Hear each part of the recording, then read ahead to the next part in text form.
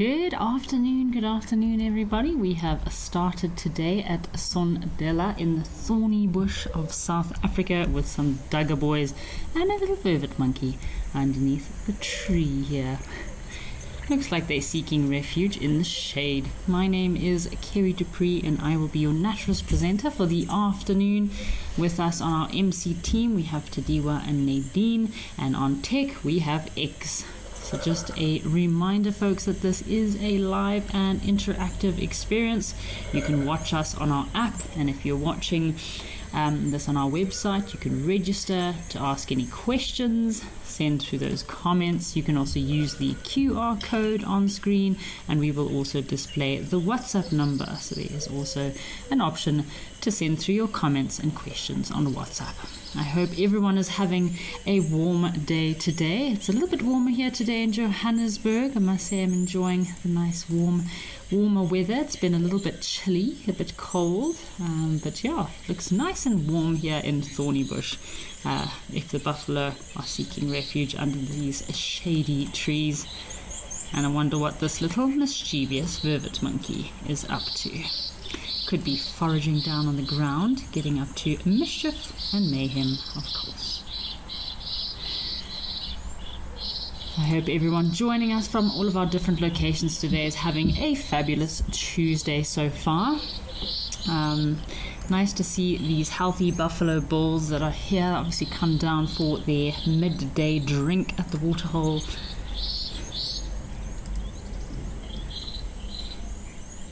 Perfect place to have a little bit of a lie down. So we had quite an active day yesterday live at the waterhole.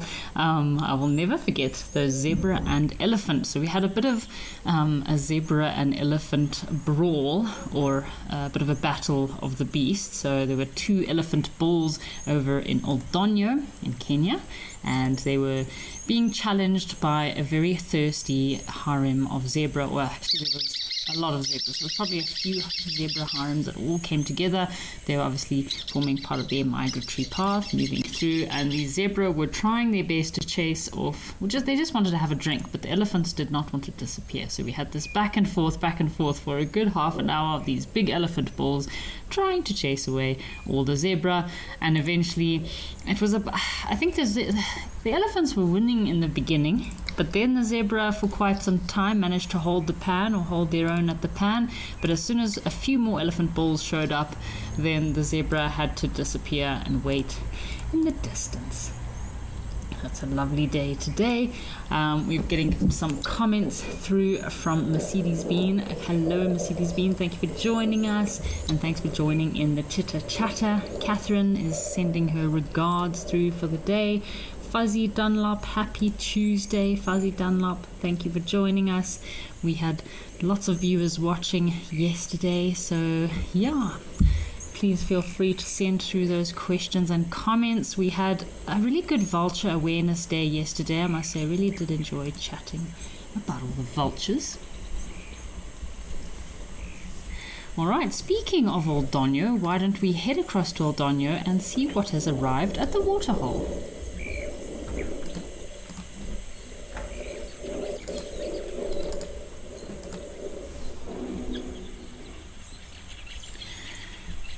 So we've got some baboons and some guinea fowl that have arrived at Oldonyo today. It's definitely a bit of a different sight from yesterday afternoon. Yesterday the pan was filled with elephants most of the day, and then of course we had our zebra and elephant chaos at this waterhole. It literally was chaos. For a while we just had to be quiet because you could not hear anything. We just listened to the sound of these zebra being constantly chased away by the elephants. Oh, there's actually one baboon inside the waterhole. Must be a hot day in Kenya. They've had some late rainfalls in Kenya, but looks like it has been drying out quite a bit the last couple of days. The grass has changed color quite a bit in the last 2 weeks.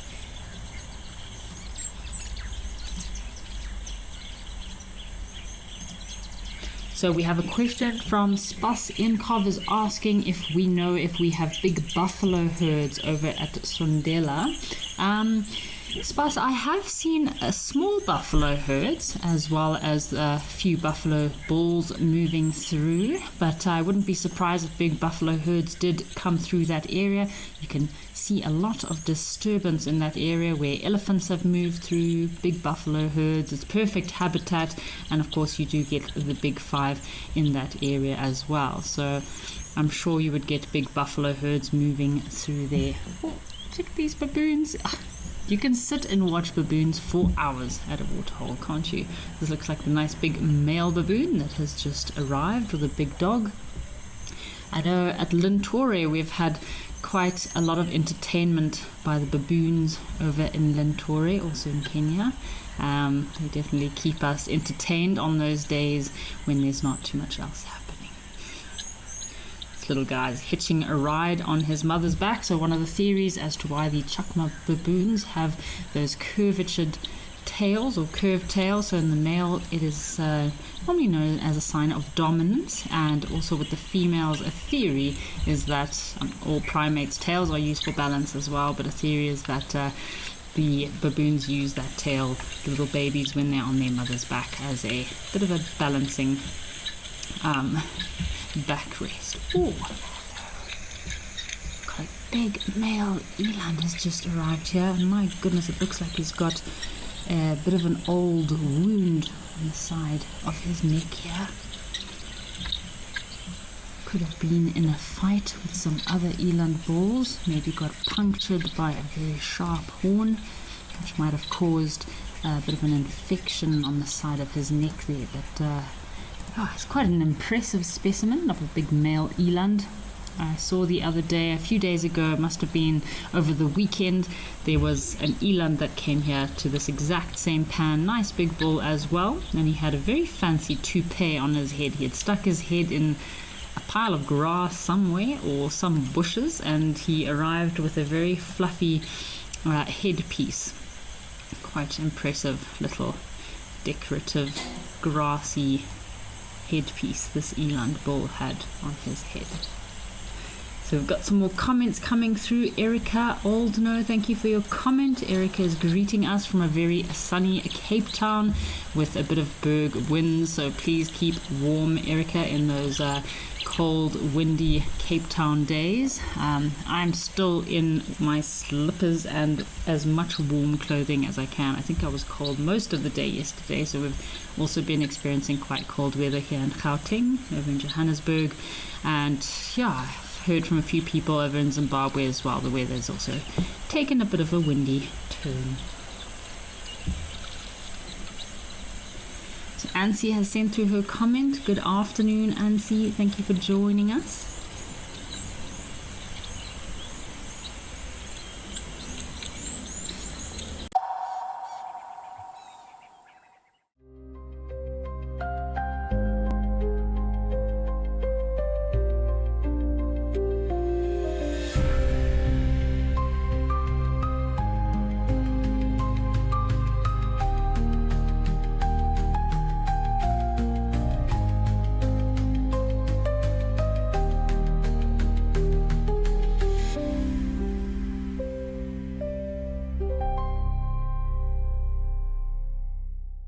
At Wild Earth, we believe every story has the power to create change. That's why we've launched the Wild Earth Impact Foundation, a non-profit dedicated to conservation and social impact.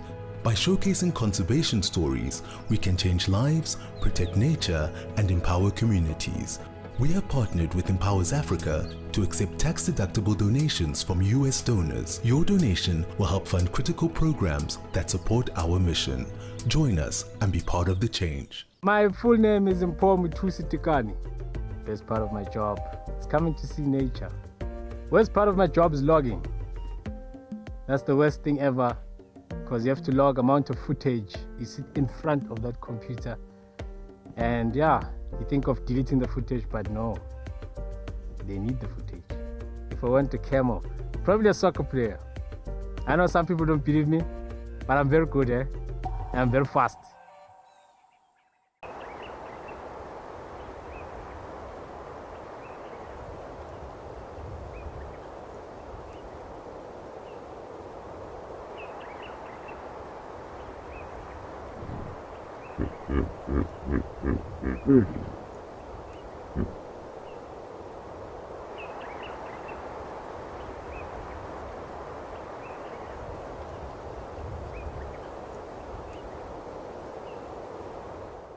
Can you hear that?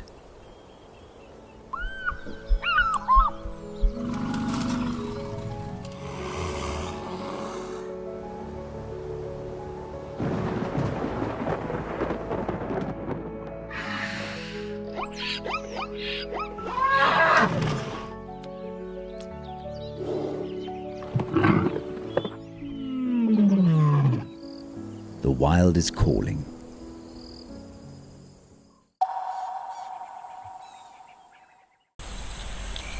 During their fight, so if you see, it's a very strange looking flap underneath the neck of the eland.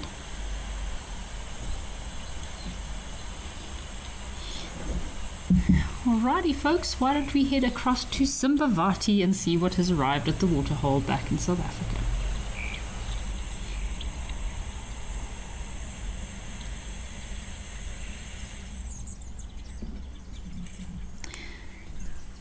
So I think we had a very similar breeding herd also arriving at the waterhole here at Simbavati yesterday, same time, so must be a perfect time for those breeding herds that are in the area to move through and stop for a little bit of a drink. We were talking about the high chances of leopards at this pan. I feel like this pan has very good leopard energy. Every time I look around this pan, there's a lot of interesting leopard trees. Looks like there's a river line close to this pan as well. It would be a perfect place for leopards to hang out. And if you're on a bushwalk in this area, I would definitely circle this pan a few times. Make sure that there's no tracks. I could imagine finding some nice fresh leopard tracks right at the water's edge here. Lots of nice little sneaky places for a leopard to pop out of here for sure.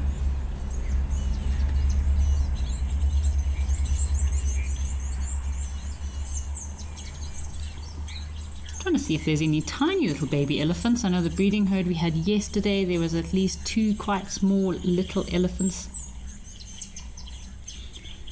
So the trunk of a female elephant like this can hold probably between about 10 to 12 liters of water, or around about 1.5 to 2 gallons of water at one time. So they'll suck up the water in their trunks, as we're watching now, curl the trunk up towards their mouth and pour the water out into their mouth. So they don't actually drink from their trunks, they just use their trunks as a vessel to gather the water, and then they drink the water through their mouth. So you often see big family herds or groups of elephants gathering around waterholes like this, not just for drinking, but as we've seen, elephant pool parties are always a delight to be able to watch.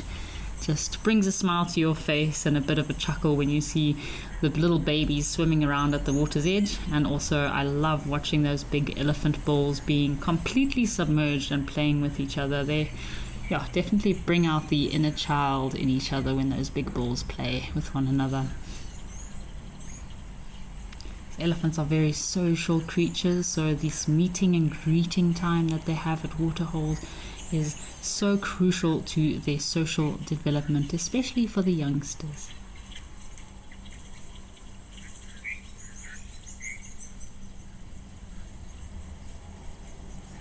So it looks like 2 big elephant cows here and a few sub-adults that are with them.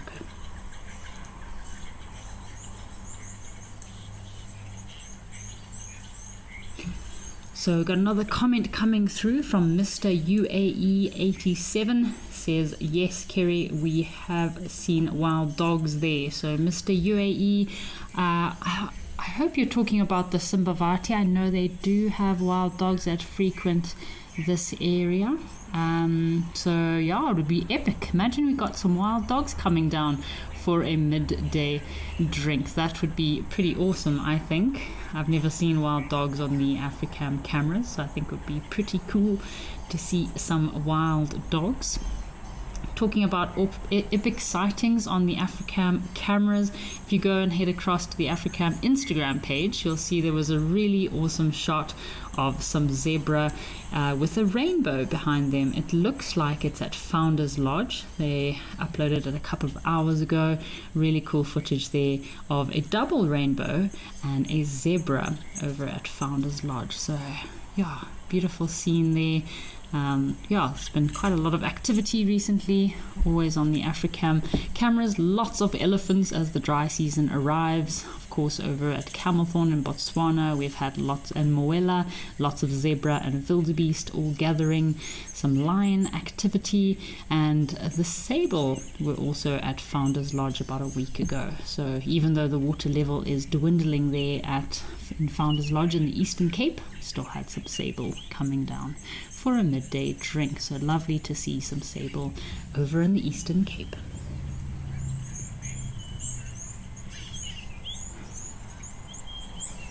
So I've just got an update from Jive Bunny about our little cheetah cub at the Hoedspruit Endangered Species Centre.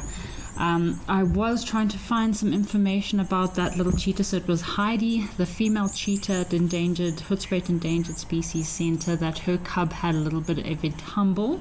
And Jive Bunny has just sent some information just to let us know that that little cheetah cub unfortunately has not survived. So there was an update from the HESC, the Hoedspruit Endangered Species Centre, a few minutes ago, just to update us that unfortunately that little cheetah cub passed away. So yeah, very sad to hear that news. Thank you, Jive Bunny, for that update. I did have been checking to see if anything has been happening. Unfortunately, at this time, I was watching Tammy's little cubs, and they were also playing around in trees, being very mischievous. So little cheetah do spend a lot of time getting up to no good when they're at that age, and accidents do happen. So thank you so much for that update. Very sad news and very unfortunate to hear about that little cub. But yeah, thank you for the information. So it is suspected to have been some sort of severe intestinal complications that might have reached a severe stage, might have got infected as well. So yeah, thank you very much for that update in the news. It does happen in the wild, just as it would happen in the center. So all of our thoughts will be going to the Hoedspruit Endangered Species Centre and darling Heidi, the cheetah that has lost her little cub. But on a good note, Tammy's cubs are still looking well and very healthy. I was watching them earlier on the camera today, and they are playing very happily. I just hope they also don't fall out of a tree and hurt themselves. So yeah, unfortunately, all predators, in fact, all young creatures as well as humans, do go through a bit of an adolescent stage when I feel like the world is trying to destroy them. Everything is sharp. They want to play, have a good time. So yeah, these accidents do happen. So thank you very much for that update there. I wonder what these elephants are going to get up to next. Seems like they're very happy to hang around here at this waterhole. Must be a nice warm day. Seem to be very busy here, just hanging around at this waterhole, but nice and peaceful and calm, unlike yesterday over in Aldonio. That was not a calm camera yesterday afternoon. We had a lot of activity. It was a very busy afternoon, I must say.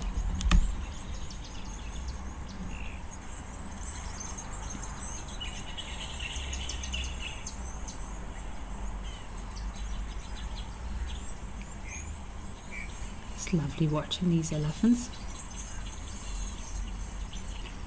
Alrighty folks, why don't we head across to Tau over in Madikwe and see what else is waiting for us at one of our other waterholes.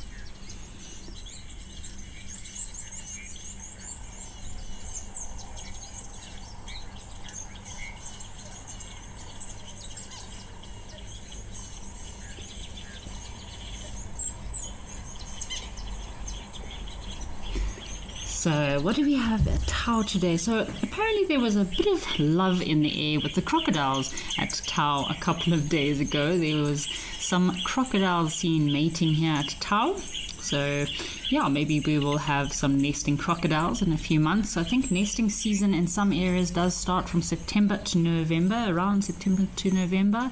So maybe we'll have some little baby crocodiles at Tau. I can see what looks like 3 crocodiles lying on the bank here. We've also got some impala. It looks like a bachelor herd of impala. Some baboons roaming around on the shore's edge, some waterbuck and some zebra. The waterbuck were being quite brave and brazen yesterday afternoon. There was a female waterbuck that was all the way in the water feeding on some reeds and vegetation. I don't know, it was quite brave of her with these crocodiles so nearby. So we have a question here from Sadea. Is asking, do elephants breathe when their trunks are filled with water? So to answer your question, elephants do breathe through their trunks, but while their trunks are submerged in water or when they're swimming or drinking, they can hold their breath, just like we do when we drink water or when we swim. So they'll mostly be holding their breaths when their trunks are filled up. So I hope that answers your question. So elephants' trunks are extended part of the elephant's nose. They are made up of a lot of muscles, not bone, and it's pretty much a very long extension of their nostrils. So I hope that answers your question there. The elephant's trunks are quite a huge bonus when swimming, as they can stick their trunks out at the top of the water, acting almost like a bit of a snorkel. And then they use that snorkel of theirs to breathe while their bodies are underwater. It's always lovely watching elephants swimming across a river. Little babies will hold on to their mother's tails so they don't get lost in the current, and then there'll be a line of these elephant trunk snorkels out of the water so that they can breathe.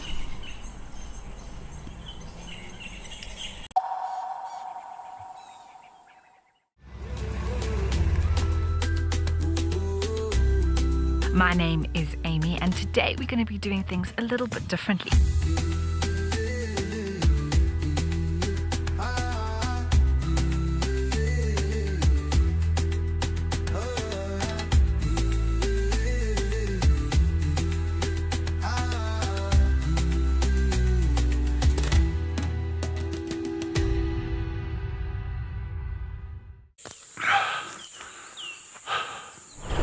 What does it take to handle the wild?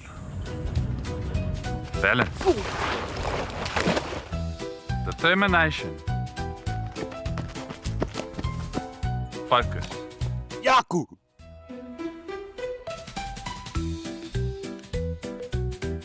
And gear that can take a beating so you don't have to.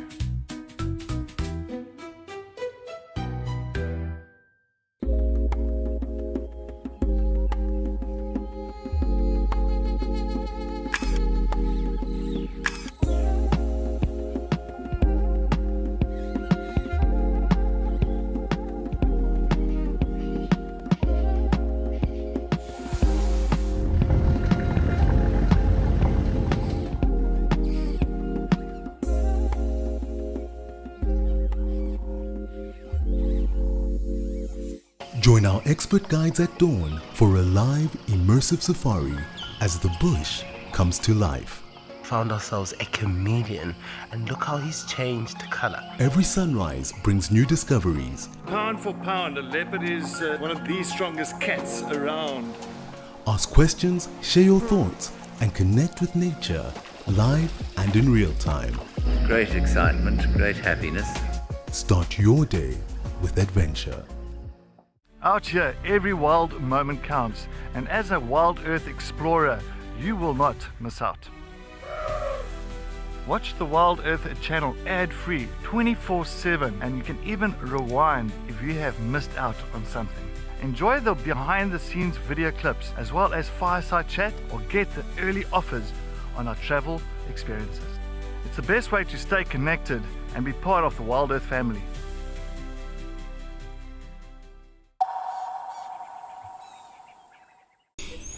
If a troop of baboons are feeding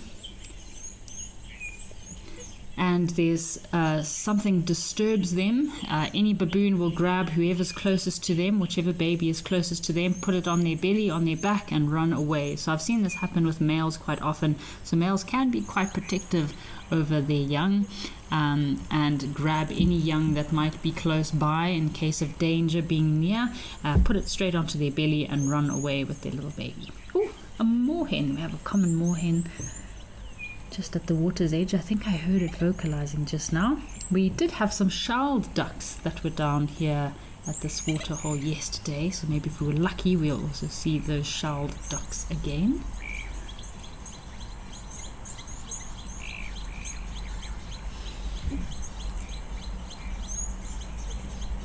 Isn't this moorhen beautiful with those yellow legs and that red shield on the front of his face?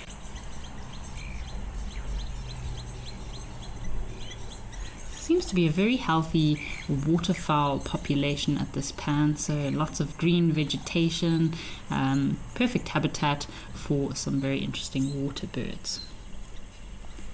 So Lucy has asked a question. Lucy is asking, what is the life expectancy of a waterbuck? So Lucy, generally in the wild, the life expectancy of a waterbuck is anything between 10 to 12 years.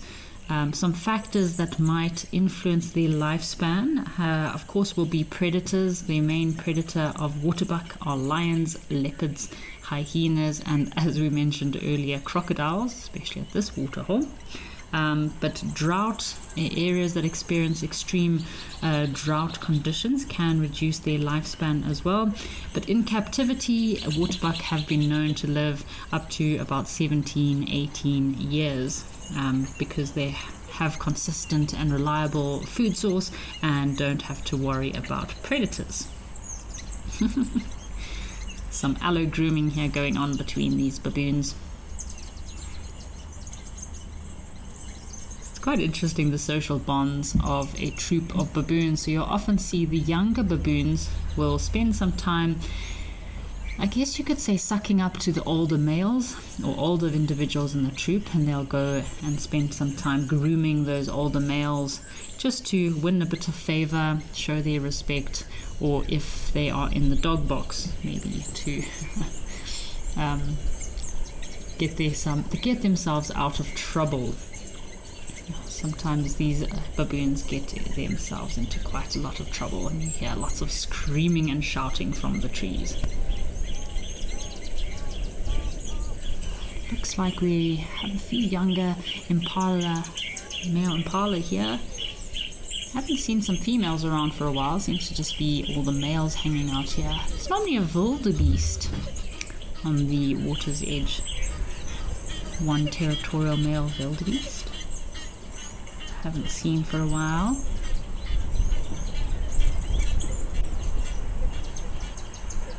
Oh, there's a female. So we do have one female, two female impala.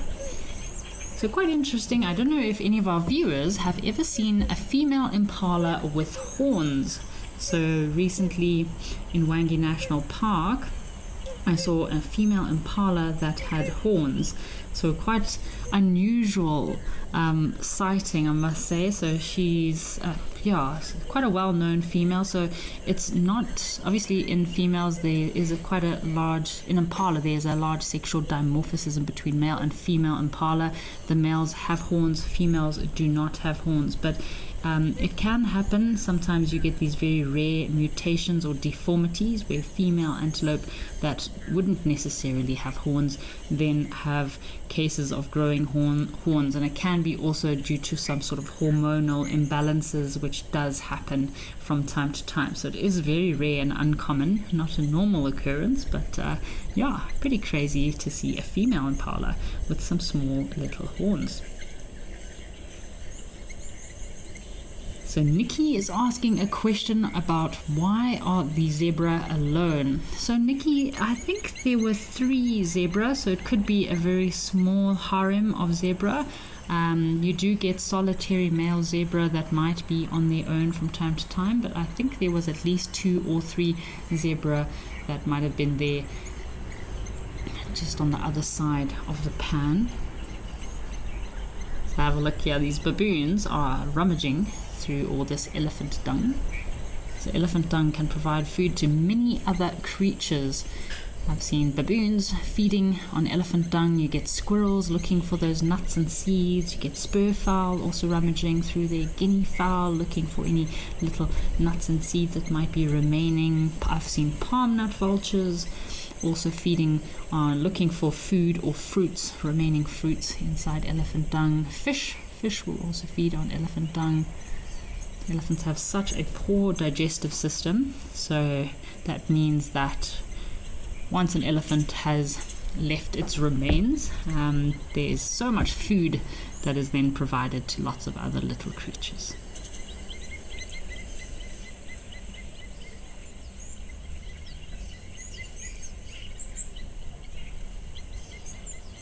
Quite a big troop of baboons here today. So troops of baboons can range between anything of 10 to 50, 60 baboons. Wow. Just noticed all the crocodiles here as well. So have a look. We've got 3 massive crocodiles also at the water's edge. I think there's probably at least 5 crocodiles here today. I thought there was only 3. This one baboon looked like it got a thorn stuck in its foot.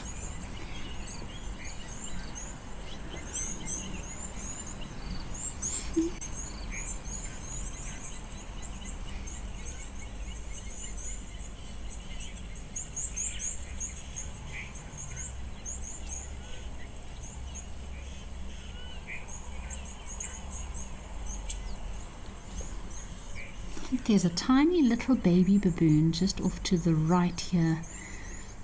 So you can see the little baby baboons, they're still black in color in their first few weeks when they're still young, and they almost have like a pink tinge to their skin. So very small little guys, you know, they are still quite young at this age. So what we're seeing here, these baboons and impala all feeding together, is a good example of a mutual benefit in the African bush. So impala are incredibly alert and rely heavily on their hearing and smell, and same with baboons. So baboons have a very sharp eyesight and can spot predators like lions and leopards from quite a distance. So together they do form a natural early warning system, giving each other better chances of detecting any threat. It's kind of like a commensalistic relationship between these two different species. Here's our crocodile. He looks like he's just come out of the water, still glossy and shiny, showing off his very big body. We saw lots of crocodiles yesterday also at Camelthorn over in Botswana. It's really epic to see so many crocodiles. I'm trying to count how many crocodiles. I think I've counted at least 4 or 5 today. I wonder if we've had some more crocodiles moving into Tau from other waterholes nearby.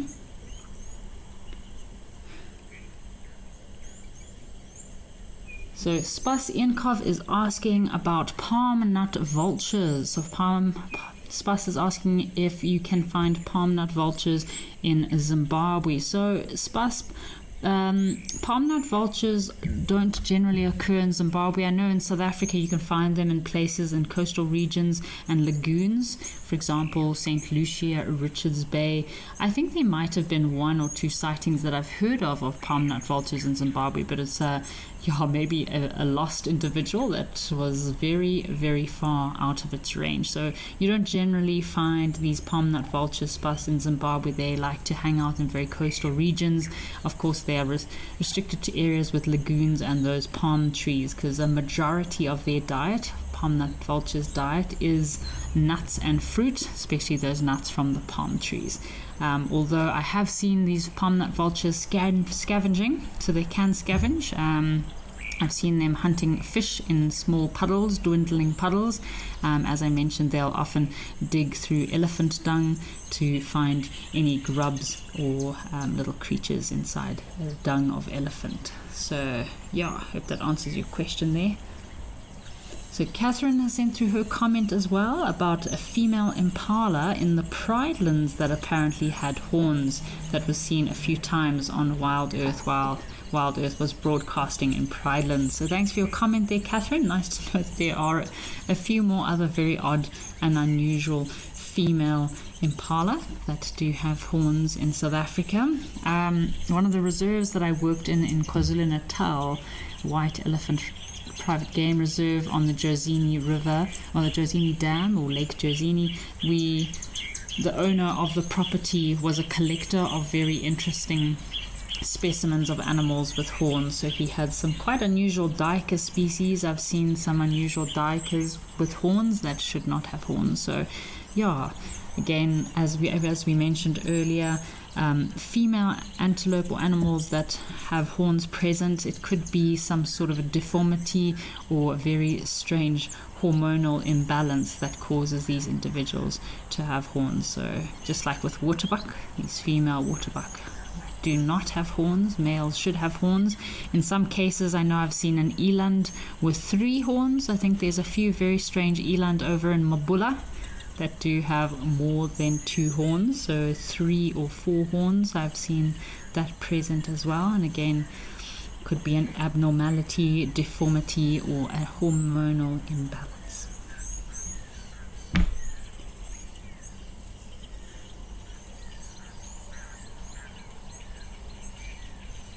This female waterbuck is really enjoying this nice green vegetation, so it's kind of a dual benefit to this waterbuck for feeding on this vegetation in the water. Not only is she kind of getting a lot of food, but also she's getting very food that is very high in water content. So waterbuck are known to spend a lot of time in very thick, wet, marshy areas, and that's where they get that very strange smell from. So they have this oily substance on their skin, waterbuck, that gives them quite a foul smell that helps to, in a way, waterproof their skin as well as their fur.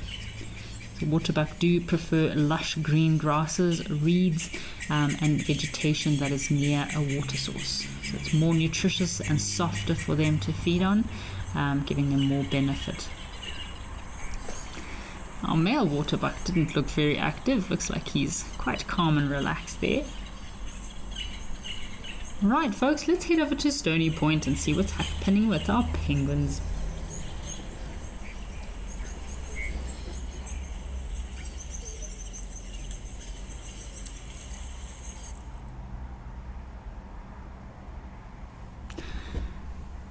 It looks like we've got one little rock dussie or a rock hyrax nestled into the rocks here. You can see a few latrines or middens. These hyraxes live in colonies in the rocks and use these communal latrines and middens. It's a very good way to also mark their territory.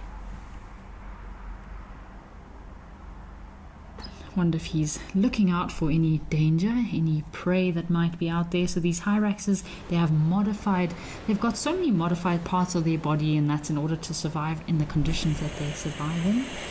So they've got these modified eyebrow ridges to help keep the sunshine out of their eyes, and also these modified teeth that are almost like tusks that help them to be able to feed very quickly, so they don't have to expose themselves to the elements where they put themselves in danger of maybe being snatched up by a black eagle or a rose eagle.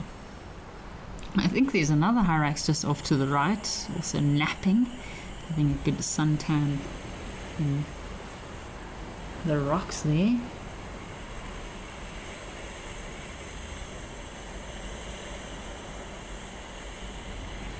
Just have a bit of a quiet moment, folks, to enjoy the sound of the ocean here and watch these little critters, shall we?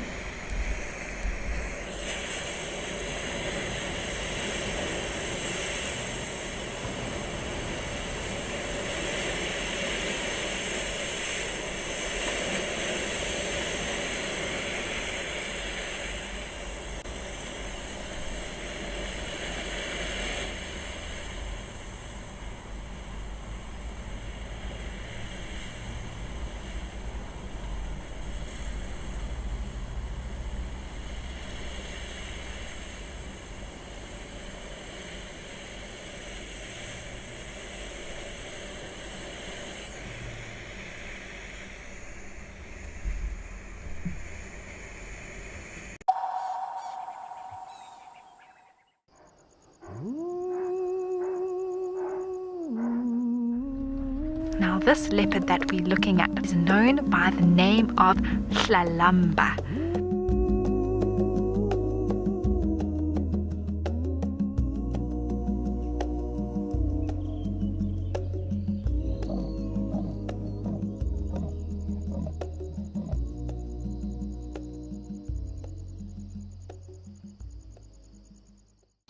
Wild Earth Impact Foundation is a non-profit that uses the power of wildlife storytelling as a force for good. We create sustainable development projects that showcase conservation stories, empower people, and inspire environmental action. As a registered South African PBO, you can make a tax-deductible donation to the Wild Earth Impact Foundation. To find out more, visit our website. My name is Takudzwa Panda Msesani. My scariest moment is when it happened twice. The other time I was with Cedric and the other time I was with Steve. And all those times, it was a black mamba. My favorite meal in camp is gonna be burger and chips.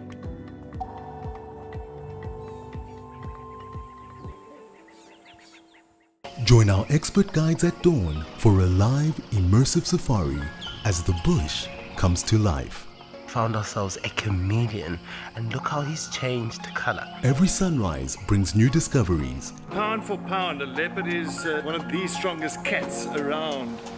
Ask questions, share your thoughts, and connect with nature, live and in real time. Great excitement, great happiness.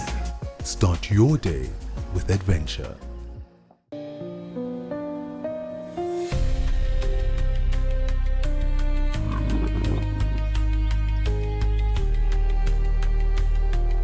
We are here with a male leopard.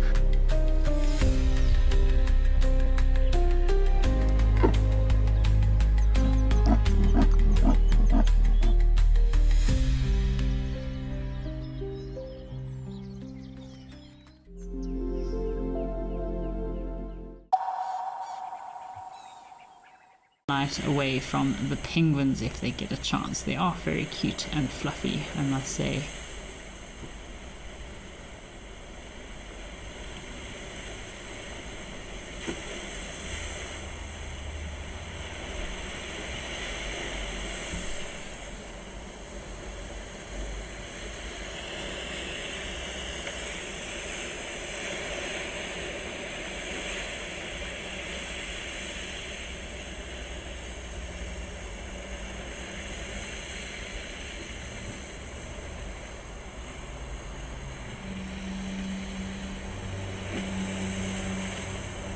So we've got a question from Spas in Cov is asking, how sharp is the eyesight of a rock dussie or a hyrax? So these dassies do have quite large eyes. They have very dark eyes, which is adapted for sharp vision, especially in bright sunlight. So they're very good at detecting movement from quite a distance away, which helps them to spot any threats like eagles, jackals, and even snakes at a distance. So you'll often notice one or two hyrax, they act as a bit of a lookout, just like our cormorants and darters are acting like lookouts right now, while the rest are feeding or resting, almost like a little bit of a sentinel on watch. So yeah, their eyes do have protective membranes that shield them from the glare as well as the dust. Does help in the exposed rocky environments that they live in to protect those little eyes of theirs. So Deb D, I have been to Cape Town, I have been to Stony Point and seen the penguins and the dassies. It is a very special place to go and visit. I do love to be near the ocean, Deb D, but I'm not too much of a fan of that cold water. Water's definitely way too icy and cold for me. Yeah, I'm a bit of a wuss when it comes to cold weather, I must say. Have you been to Cape Town, Deb D? I'd love to know how often you visited Stony Point. I feel like you'd probably been to Stony Point quite a lot, Deb. So yeah, let us know what your experience is of Stony Point. What are these cormorants up to? Just also having a look out to see if we can see any penguins this morning.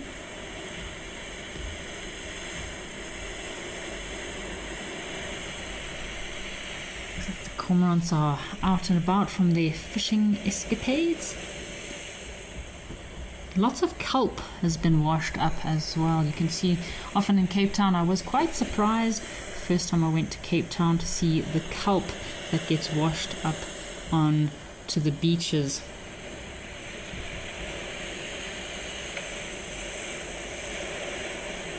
It's incredible. I didn't realize these kelp form such a vast kelp forest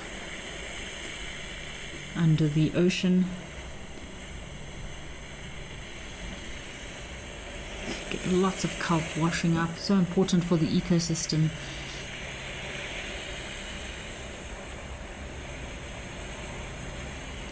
Have a look at all of this kelp. Kelp is quite a fascinating plant. It's quite large and brown, almost algae. It's not really a true plant. It does form these underwater forests, as I mentioned, and nutrient-rich waters. So it's a good sign that the waters are nutrient-rich. And South Africa's kelp forests are amongst some of the most productive marine ecosystems on the earth, apparently. So most common species in the Cape waters is the Eclonia maxima, which is the sea bamboo, apparently. Any kelp professionals are watching, please correct me if I'm wrong there. I'm not a professional on kelp, but I've heard about this sea bamboo.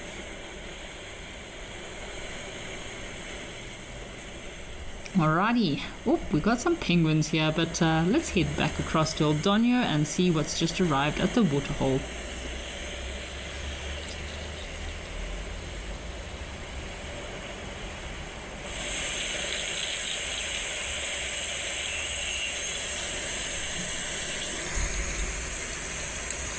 Quite a nice change of scenery today here at El Doño. I know the waterhole has been very busy with elephants the last couple of days, but it is nice to give the other species a chance to come down to the waterhole to drink. Because, for example, yesterday there's no way these poor zebra, these poor impala and giraffe would have been given a chance to come for a drink.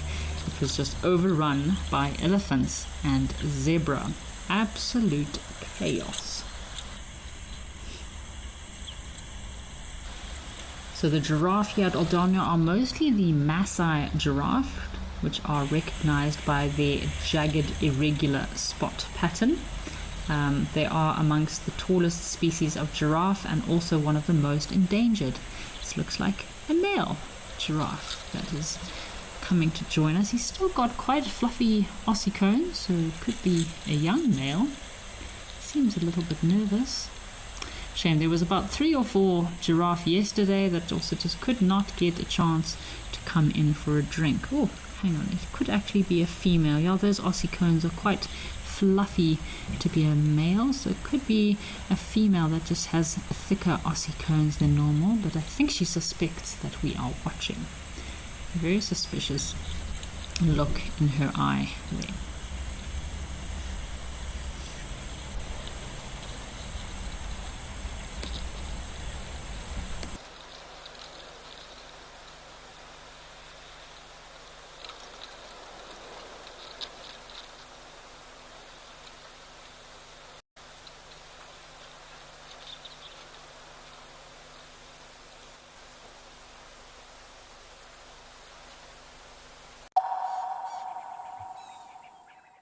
Join me for a magical safari to India, a wildly exotic land of tigers, temples and Kipling.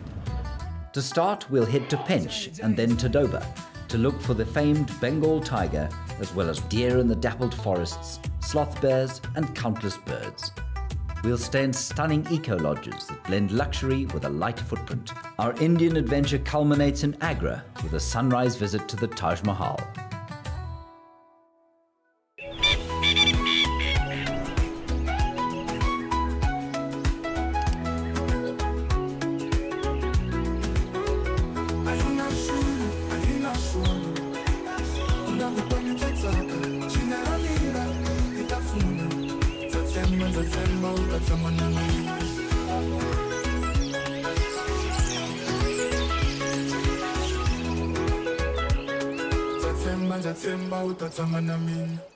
My name is Takudzwa Panda Msesani. I really want to film an artwork, and it has been my goal. I'll be just keeping my eyes open. The worst driver is Jen. he's driving. Yeah, you gotta be holding on back in there. Yeah? Like in bumps, and I mean, it happens when these things happens when you're actually going for animals usually. But then, yeah, he's driving. Yeah, you gotta put your seatbelt. Step away from your daily stress and escape into nature with Wild Earth. Immerse yourself in the wilderness and become part of the natural landscape. Watch as everything comes alive. Join us as we slow down our thoughts, put aside our distractions, and reconnect with the wild. If you love watching Wild Earth, here's a little tip. You'll gain access to the channel ad-free. You can rewind and rewatch sightings and gain access to our live Tuesday safaris. There's also behind-the-scenes videos, fireside chats, and every safari live episode, whenever it suits you. It's just the best way to connect with nature.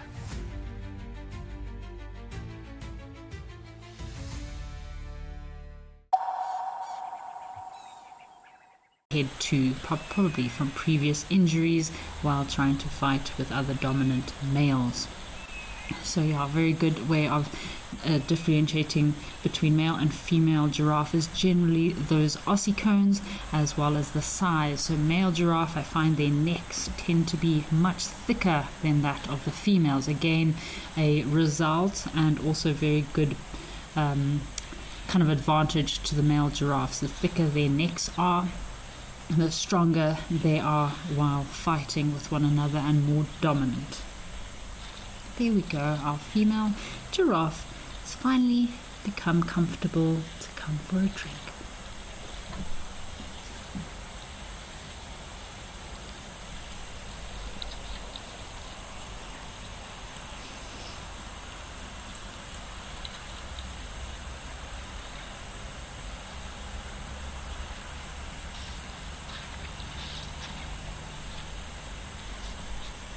So the reason this female giraffe was probably so alert is because of all the predators in this area. So giraffe are known for being quite nervous, cautious animals, especially if there are a lot of predators around.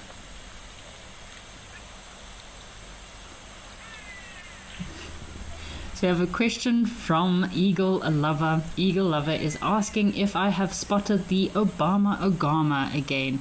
So Eagle Lover, I have not spotted our little Obama. So we had a little a lizard that used to live at the base of this, just at the kind of the foot of where our camera can see here on the pieces of driftwood and little lumps and stumps.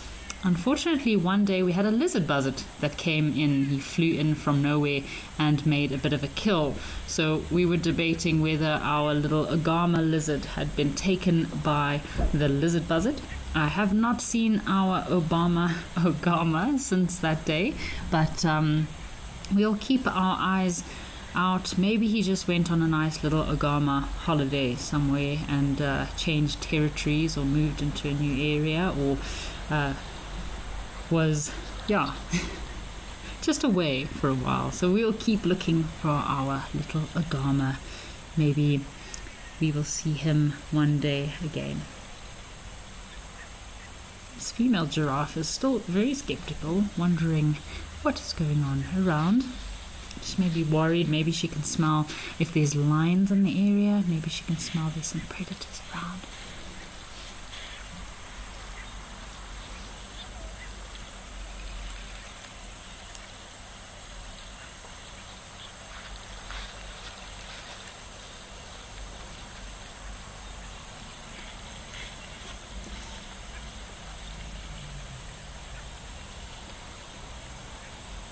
So Mindy, yes, it is lovely to watch giraffe drinking, Mindy. So lots of people really enjoy watching giraffe drinking. It is quite an awkward position and very vulnerable position that these giraffes have to get into while they are down drinking like that. But yeah, it's a very special moment to be able to see and capture, especially because these giraffes are so timid and shy when coming down for a drink. So I believe our buffalo are moving around a little bit over in Sondela, so should we head across there and see what our buffalo are up to?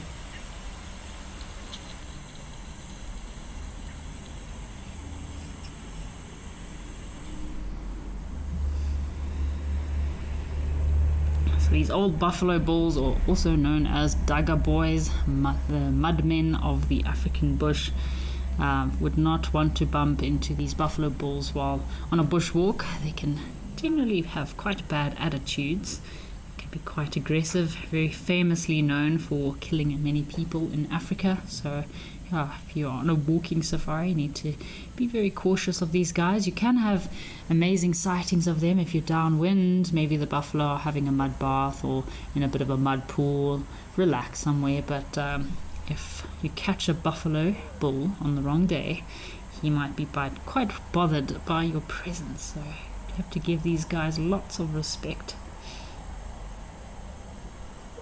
Big buffalo bulls like this can weigh anything between 900 kgs to almost a ton. So very, very big buffalo bulls here. So their muscular bodies and thick horns do make them quite formidable, even towards lions. It can cause quite nasty injuries and lacerations to lions when lions are trying to bring these buffaloes down.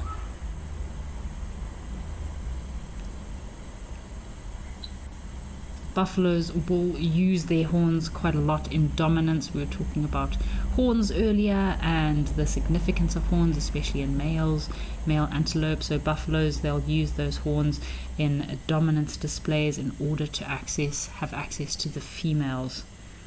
Buffalo are very well known for having bad tempers and very much feared in Africa.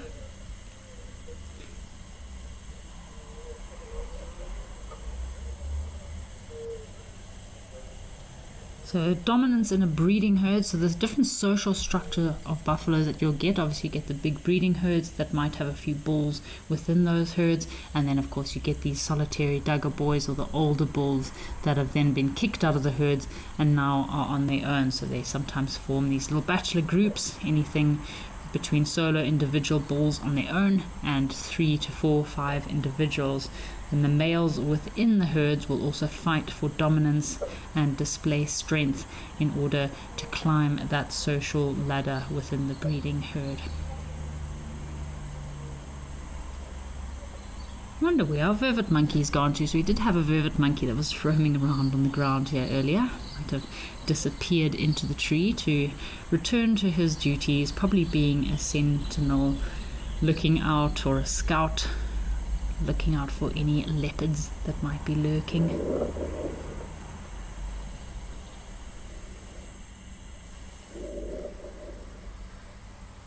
So those big horns of these buffaloes do signify their big attitude. So buffaloes are known to be the untamed powerhouses of the bush, grumpy, fearless, and always ready for a mud bath or to put on quite a show.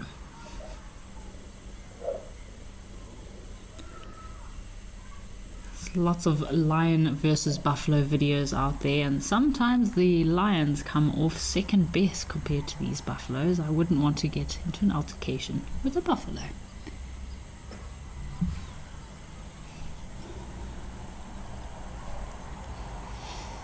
Alrighty folks, why don't we head across to Founders and see what's waiting for us in the Eastern Cape of South Africa.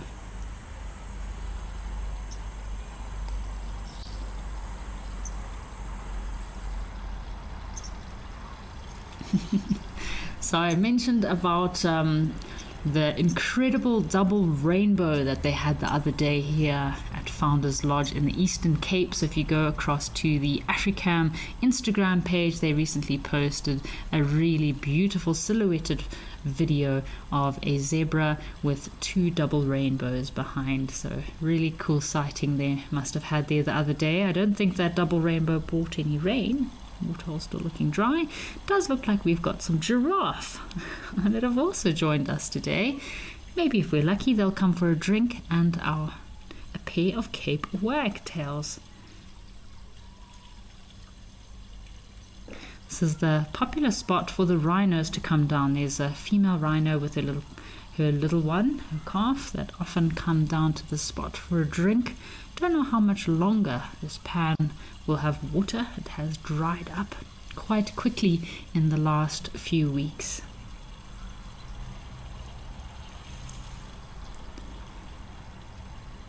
Just see the top of a few giraffe heads there. And this looks like a perfect warthog rubbing post.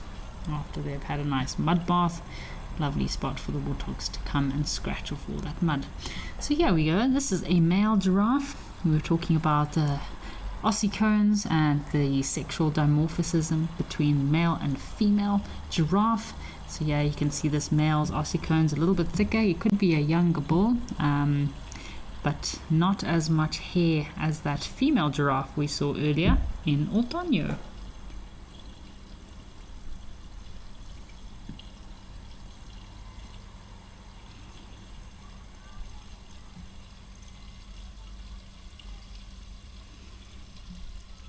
This looks like a second giraffe there. I wonder if that's also a male or a female. We had some baboons visiting us at the waterhole yesterday. Just a few baboons. A perfect place for some warthogs to come and have a mud bath. And those buffalo bulls would love to bath, have a wallow in this mud as well, I'm sure.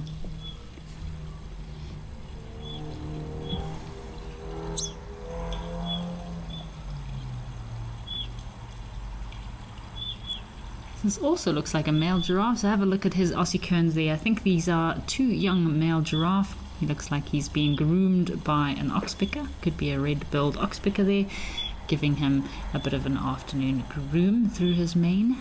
And again, you can see the balding tips of this giraffe's ossicones. Does look like a younger male for sure.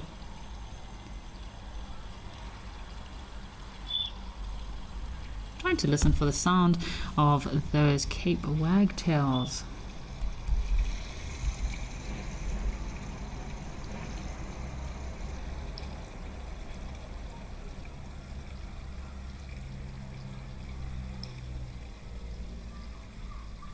So these giraffe here in the Eastern Cape, most are a subspecies of the southern giraffe. So giraffa, with quite a light star-shaped patches, as well as that cream-colored lines in between. So slightly different to those giraffe that we were just seeing over in Kenya.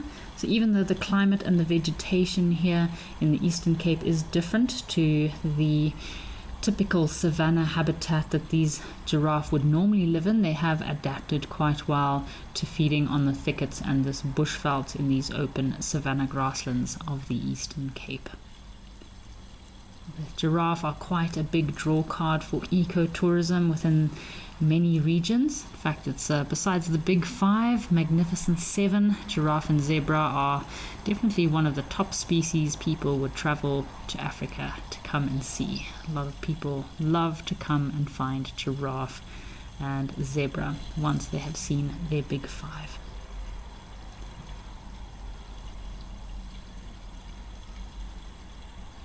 See, there we go. Have a look at this male's ossicones.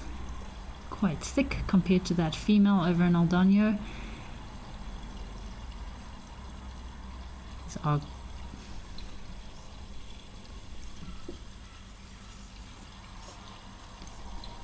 alrighty folks, why don't we link back across to Tau and see what has just arrived at the waterhole.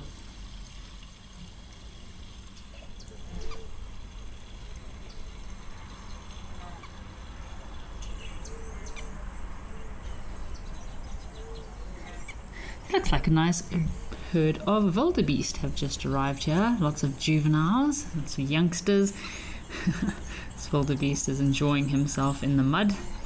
Could be, trying to scratch those scent glands. So wildebeest, you can see in some of these youngsters, have the pre-orbital glands. They do have scent glands on their faces there, and it's quite prominent in territorial males.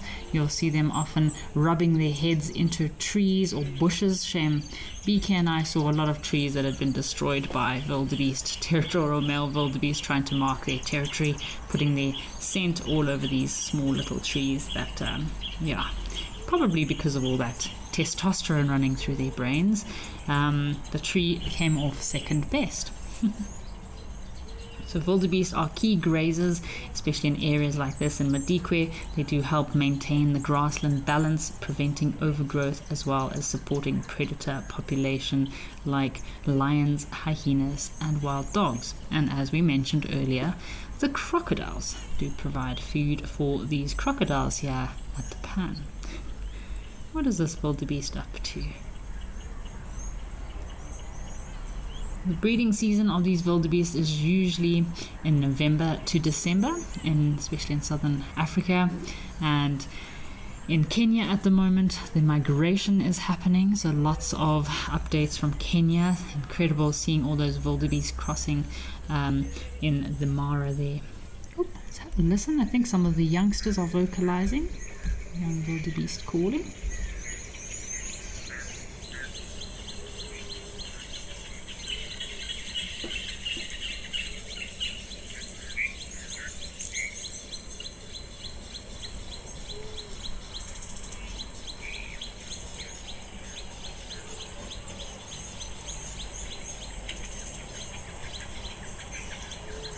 So I thought I heard some young wildebeest. You can hear them bleating away. So even though Madikwe doesn't form a part of a large-scale migration like in the Serengeti, wildebeest here do move seasonally within the reserve, following fresh grazing and water sources. So in not all areas are these does the migration happen in big numbers like in Botswana, or Kenya, Tanzania. In some areas in southern Africa you do get local populations or residential populations that are not always prone to having huge migration paths.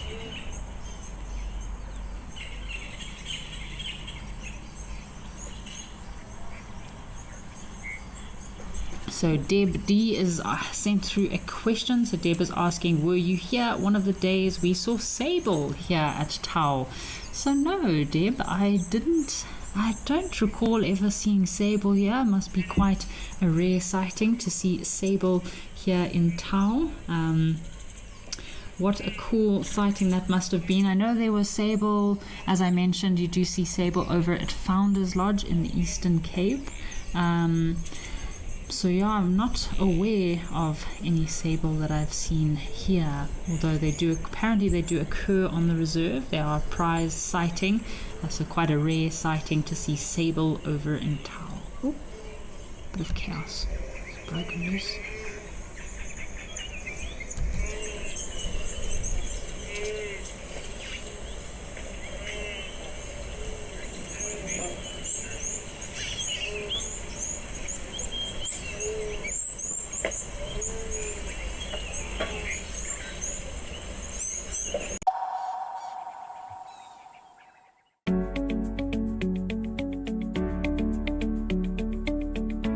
Hi everybody, looks like we have just located on a beautiful leopardess known as Tlalamba.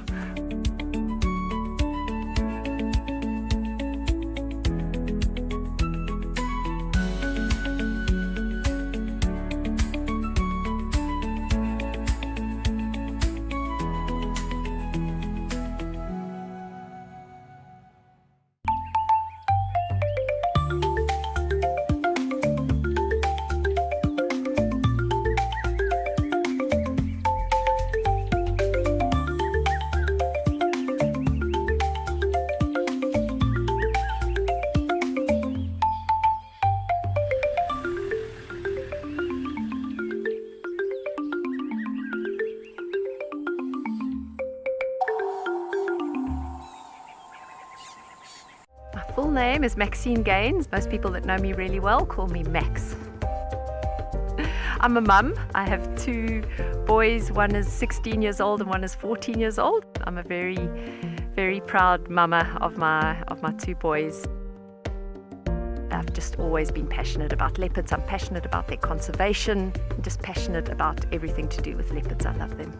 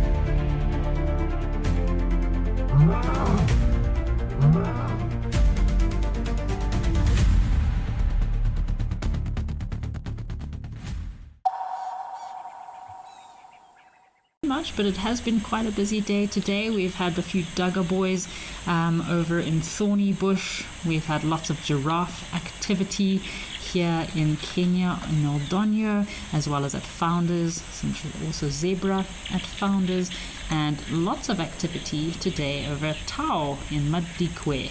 So we had waterbuck, we had some wildebeest coming down, some kudu also joining us. So yeah, it's been quite an antelope filled afternoon. Oh, and we have of course had a breeding herd of elephants also joining us today. Trying to see what birds we can find here. So we've got some white-browed sparrow weavers that have also come in. Yesterday we had the white-browed sparrow weavers. Looks like an emerald spotted dove.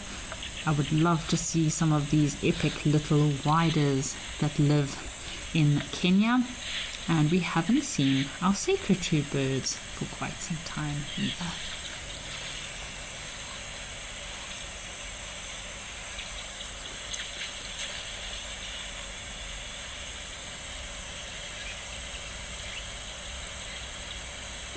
So nice and quiet compared to yesterday. Yesterday was a very busy day with our elephant and our zebra, but it's so nice to have a bit of a change of scenery.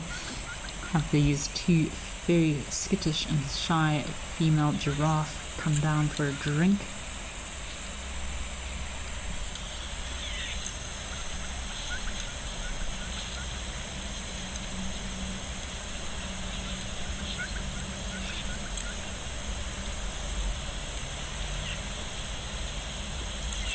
These giraffe are very nervous and were very nervous to come down for a drink. We were talking about the reasons why giraffe could be nervous when coming to a waterhole, and why, because of all the predators in this area. We mentioned earlier they're very vulnerable when they're drinking and in that position. So it could be easy for a predator to catch them when their heads are down low like that. Their legs are also spread quite wide, putting them in a compromising position, and they have very poor vision when they are drinking. So it could be some reasons why giraffe are so cautious before they come down for a drink. That's why giraffe will often scan the area very cautiously before coming for a drink. This looks like one oryx.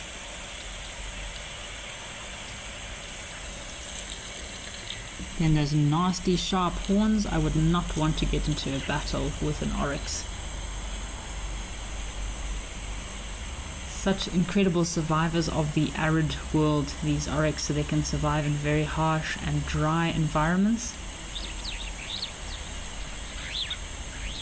So apparently these giraffe here in Kenya are known as the Bisai oryx, and they're slightly smaller and more slender than the Gemsbok or oryx that we know of in southern Africa. To me, their coat also looks slightly different in color. It's a bit more light gray.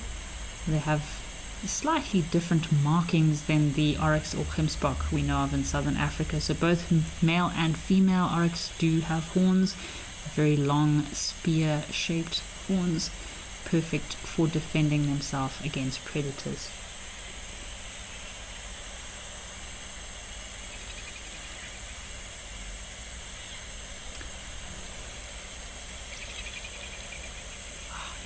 Such intricate markings on this oryx's face. Isn't that incredible? So again, those very interesting markings on the faces of these oryx are all designed to reflect and refract sunlight out of their faces as they spend many hours of the day in that very bright, scorching sunlight. So they try their best to keep the sun out of their faces.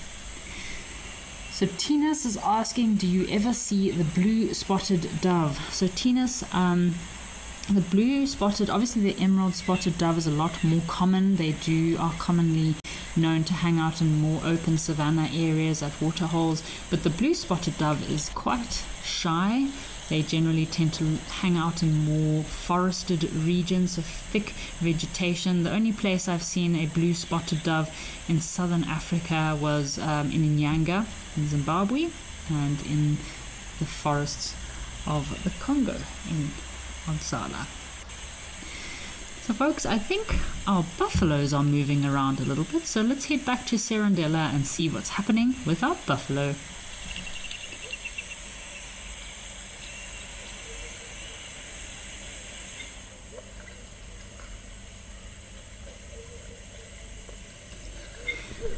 So it looks like our buffalo are getting a little bit warm in this heat of the day, having a bit of a mud bath. Getting some mud on that boss of theirs.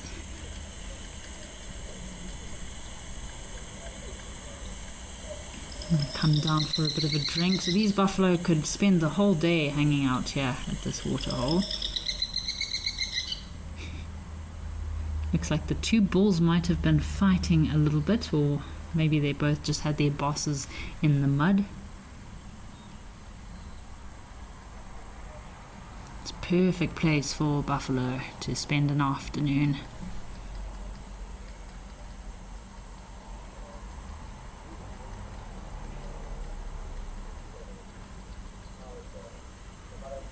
So just like with our warthogs and rhino, same as elephant, buffalo do love to mud bath. Helps to cool them down on very hot summer days. Also helps to coat their skin in a muddy layer that once rubbed off can help remove any external parasites.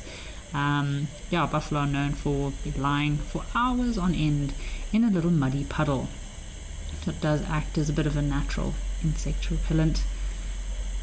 Also for their skin, forms a protective layer against the sun, so reduces them being burnt by the sun, reduces the ability for insects to irritate and bite their skin. Especially in these older bulls, so younger bulls and cows tend to have a lot more fluff. When these buffalo bulls get older, they do tend to lose a lot of their fur, exposing their skin to the elements.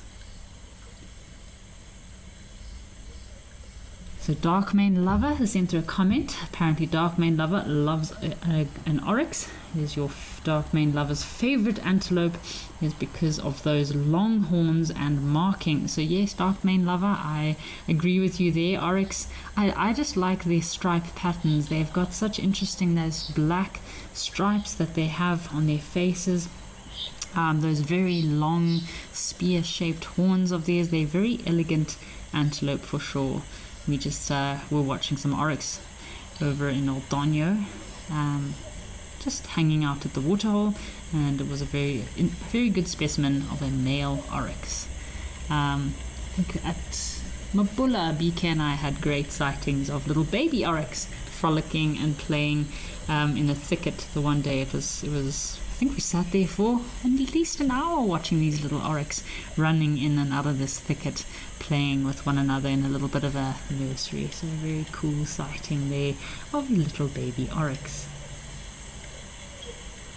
So for these buffalo, this is like a buffalo spa. Just as us humans would go to a spa, for the buffalo, this is their spa. Makes them feel really good about themselves, makes them nice and calm and relaxed, especially in these older bulls when they can be quite tense. It's very dangerous out there when they're by themselves.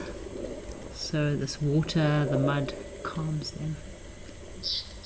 So the buffalo are having a lovely spa day.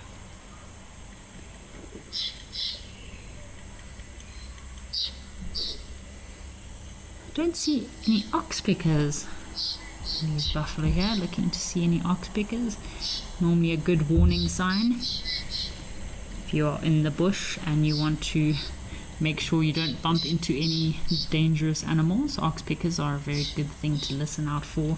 Often have ox pickers on buffaloes, rhino, warthogs, even impala, smaller antelope, but often they can warn you of big mammals. Remember one day on a walking safari in Zululand, actually a few days, we had very close calls with black rhino, and what saved our skins was hearing those ox pickers flying off of the black rhino's backs just meters from where we were standing. Definitely, while buffalo and some of these big mammals are feeding, they are not always very alert and aware of what is happening around them. So the ox pickers might notice your presence, but maybe the buffaloes were busy feeding and didn't hear you close by, and the ox pickers were your little saving grace, coming to warn you that there is a big mammal close by.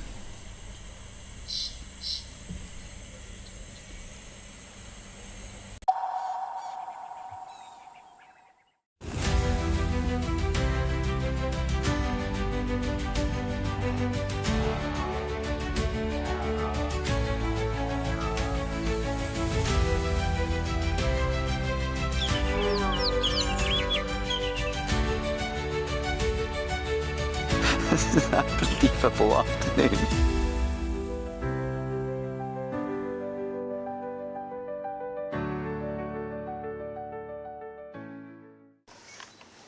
Even a hyena coming into the action as well now. Oh my word! She's stalking the hyena now. Leopard, hyena, lion, all together in one shot. Oh. Whoa.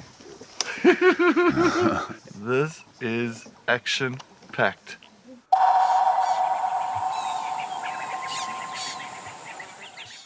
My full name is Maxine Gaines. Best part of the job, gosh, I just love everything about guiding. I love being able to observe animal behavior and animals behaving naturally. So for me, that's by far the best part of the job.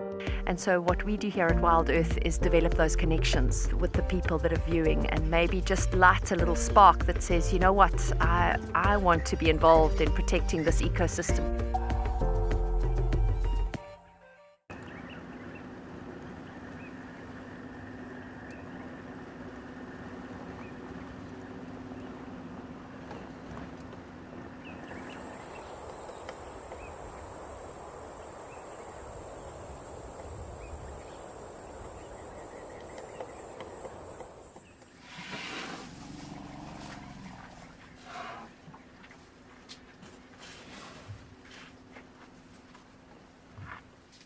Out here, every moment counts. As a Wild Earth explorer, you won't miss a thing. Watch the Wild Earth channel ad-free 24/7 and rewind if you want to catch something again.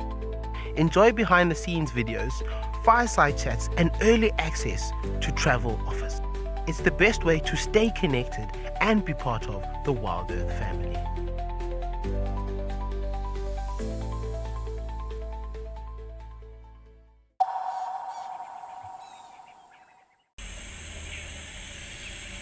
Oh, looks like we have a big warthog.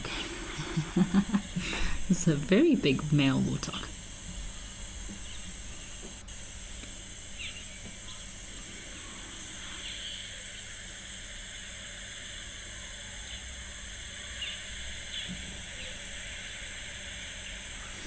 Okay, so the reason we are here over at Nguma in Etosha, Namibia, in watching this warthog and some springbok is because apparently there were some lions here earlier. So lions have been a topic of conversation quite a lot today. We're talking about lions. The lions were around. Our zoomies have just updated us. There were lions in the area. I know that the lions love to lie under this shady tree on the right-hand side of this pan. I have seen them here before. So we're hoping if we're patient enough, maybe we'll see some lions come out. They did disappear, so I'm not too sure where they have vanished to, but we will be patient and see maybe we have those lions coming out to visit us. So we've got a question from Bob. So Bob is asking, what breed of buffalo are those? So Bob, the buffalo we're looking at are the Cape buffalo or Sincerus cafer. They occur in southern Africa, or most parts of Africa, so slightly different to your forest buffalo, for example, which are my favorite that you get up in West Africa. So yeah, I hope that answers your question there, Bob. We have another question from Lucy, who's asking, how long can a buffalo go without water? So Lucy, buffalo are semi-water dependent. They do need, breeding herds, big breeding herds with youngsters do need to drink at least once or twice a day. But I know of big buffalo bulls that have been in areas where they haven't drunk for at least 2 or 3 days.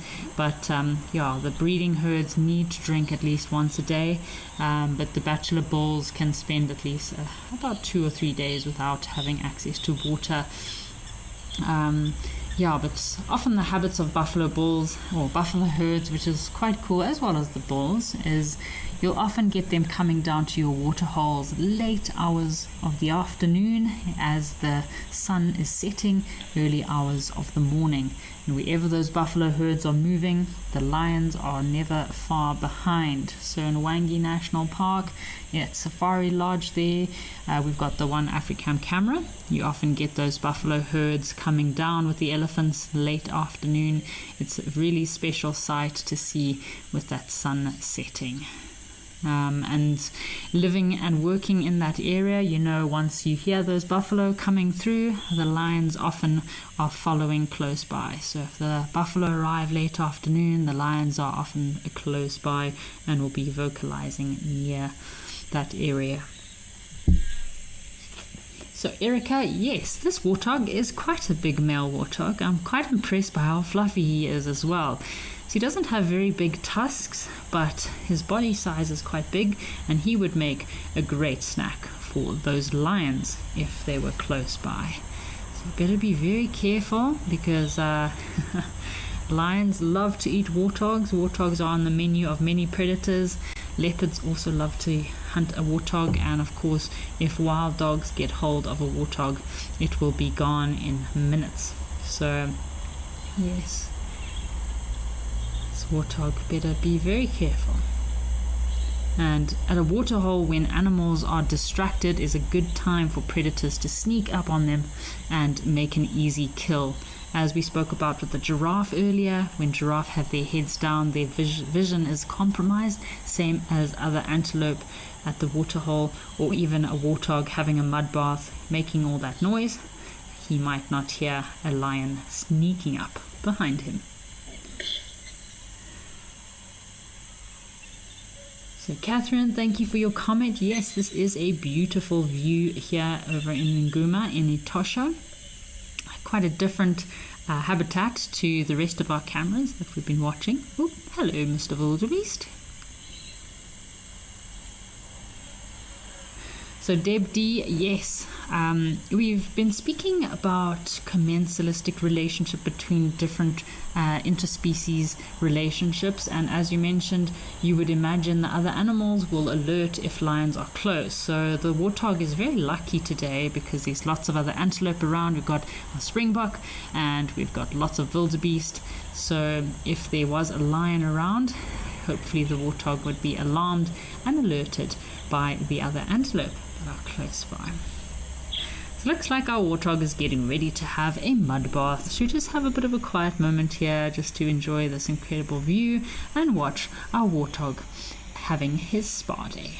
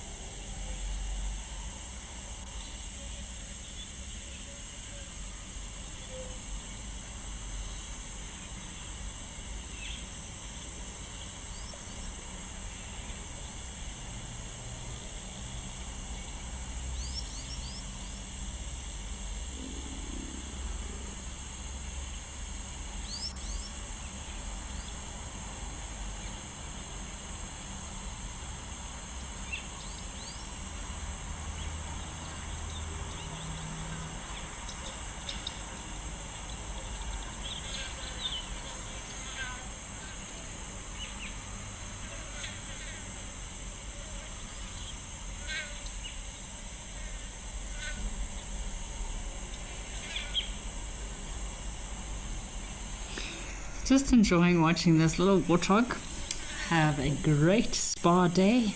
Shucks, have a look at his warts on the side of his face there, just on just below his eyes. He's got some massive warts. Again, a good differentiating feature between male and female warthogs. Males have 2 sets of warts, and so do females. We've got an interesting question here from so Lulu has sent through her comment. Apparently Lulu loves warthogs, one of her favorite animals. I agree with you there, Lulu. Warthogs are rather entertaining. They can give you a good chuckle, proper stomach laugh when they're getting up to their nonsense. But our interesting question is from Brian. Brian is asking, is there anything in a warthog's diet that makes their bottom itchy? So, Brian, I had a bit of a laugh when I read this one, but yes, there are quite a few parasites inside a warthog's diet that they feed on. So warthogs are omnivores, so they don't just feed on roots, shoots, tubers, and vegetation, but they will also scavenge from time to time, and this unfortunately comes with some negative effects. So warthogs often ingest internal parasites like worms, which may cause irritation. Maybe why warthogs are always scrubbing their bottoms on a log. So this is why they could end up dragging their bottoms on the ground or scratching their bottoms on a log. That's quite unusual and interesting behavior to see. The internal parasites or external parasites that warthogs can have are ticks, mites, as well as fly bites. And this could also cause some slight itchiness on their derrieres. So warthogs do spend a lot of their time in the dirt and the mud, which does help control these parasites, but it's not always a perfect solution. So yeah, that's why I'd probably say it's linked to their diet, and then of course the internal parasites and external parasites. So yesterday we had really great time watching the vulture feeding over at Safari Lodge. We're talking a lot about Safari Lodge in Zimbabwe, Victoria Falls, and we were speaking a lot about vultures and how vultures have very acidic stomachs, very well designed and for digesting very interesting, or should I say, all the carrion, very parasite-filled carrion and bones and materials that other animals would not be able to digest. So this is probably some of those bacteria and parasites that these warthogs would be consuming that might cause them to have some itchiness and irritation. Seems like our warthog is not happy with this conversation. He is out of here. Apparently he doesn't have an itchy bottom. So yeah, the warthogs, again, people might think it's strange that warthogs are omnivores and feed on meat, but it's a very good way for them to sustain their body weight and get in their full protein requirements of the day. So good question from Sandy Franklin 69 is asking which animals are least water dependent. So Sandy Franklin, as we are watching here, we have some springbok. So springbok are an antelope that can go quite a long period of time without having water. Other antelope that I know that are not very water dependent besides your springbok, obviously oryx are an antelope that don't need to drink water very often, are your little duiker species. So your little duikers, your little stenboks and little stenboks and klipspringer. Klipspringer, for example, live in very rocky areas.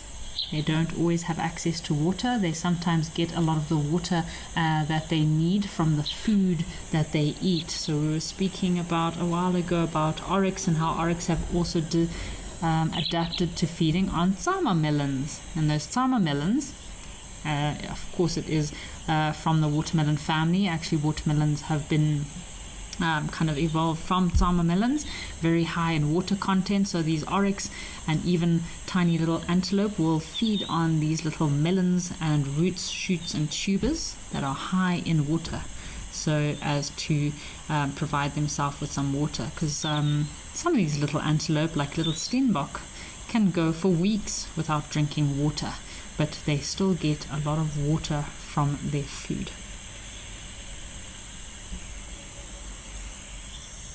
Especially in places like Namibia where you don't get too many pans and water holes. A lot of these animals, it blows my mind how long they have to go.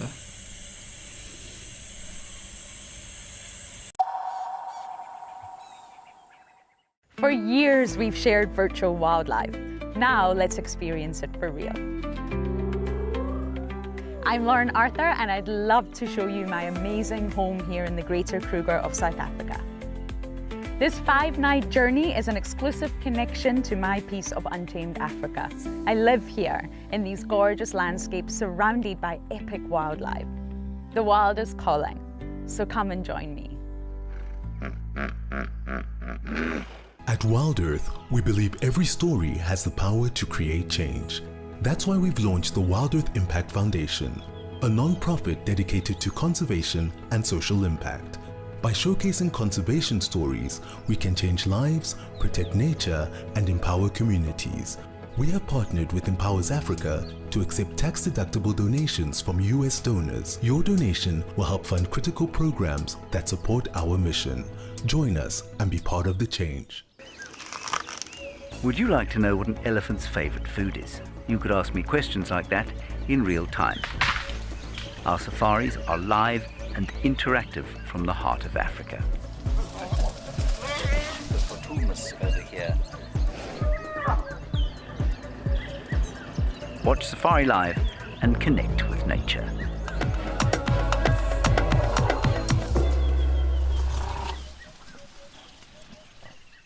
Welcome to Safari Spotlight. We'll be Run! And then you pretend like you're a serviceman, eh? Got no idea what's going on this reserve. Expecting the unexpected. Are we stuck down there? What am I trying to do? So we have another giant of Mabula. That was incredible. This is unbelievable. It's going to be a spectacular afternoon.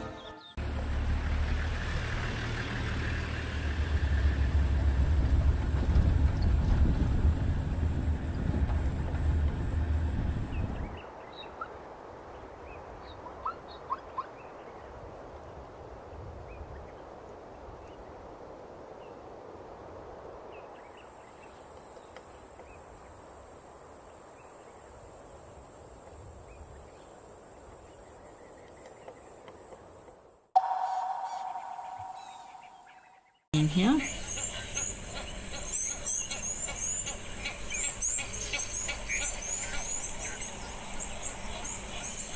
Oh, and we have a spoonbill, folks. So the birding, we were just talking about spoonbills yesterday.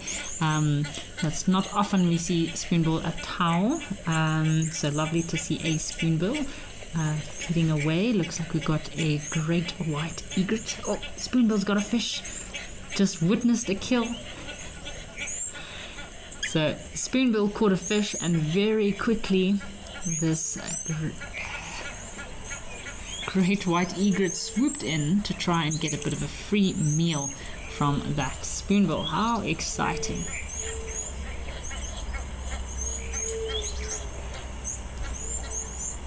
Sure, that spoonbill is very happy with himself. I think that heron we saw was the striated heron or green-backed heron. Very cool to see some different bird life here over at Tau. Shucks, we could make quite a nice bird list. So over at Tau we've already got the Egyptian geese. Yesterday we had the Shalda ducks, got the great white egret, we have our African spoonbill, we have our common moorhen, green-backed heron or striated heron. I think we have a blacksmith lapwing. Whoop, be careful, little guy. Hopefully this crocodile isn't feeling too hungry. Imagine this crocodile just decided to eat this spoonbill for lunch. Ooh. It's interesting how the spoonbill is not afraid at all. I don't think I would be so brave to be right in front of a crocodile like that.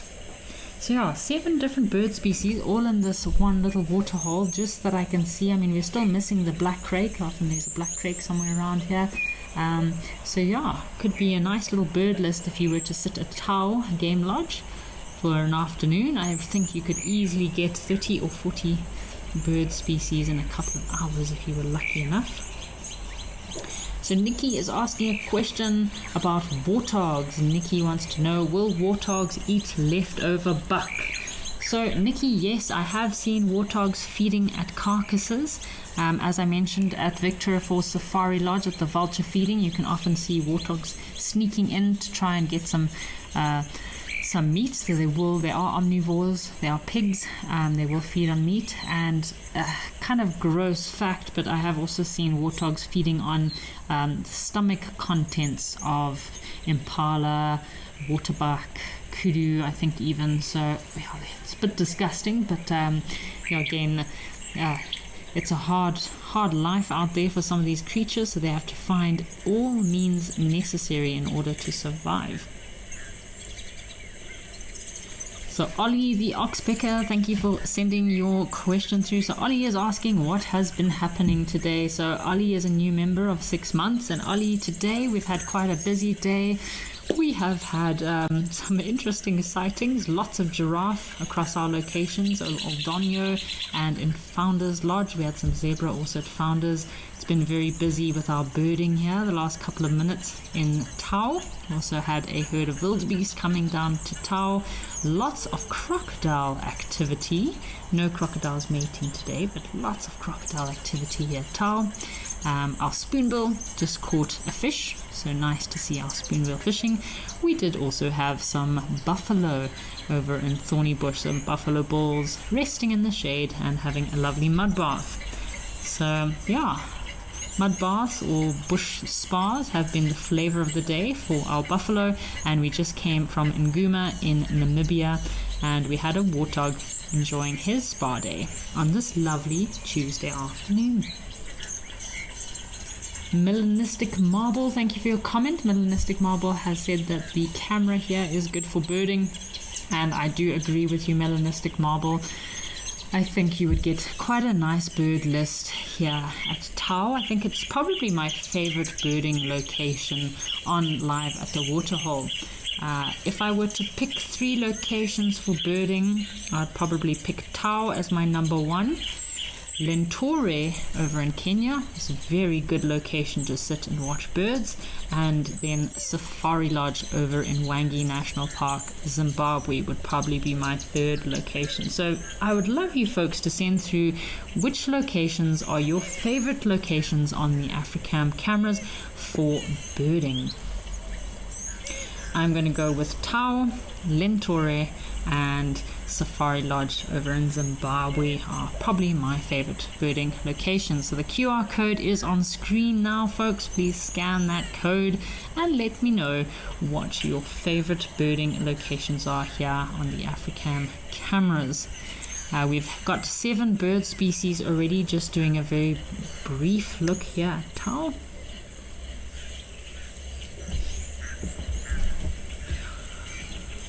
Ooh, folks, looks like we've got some cool birds that have just arrived at Founders. Let's go see what birds have just landed.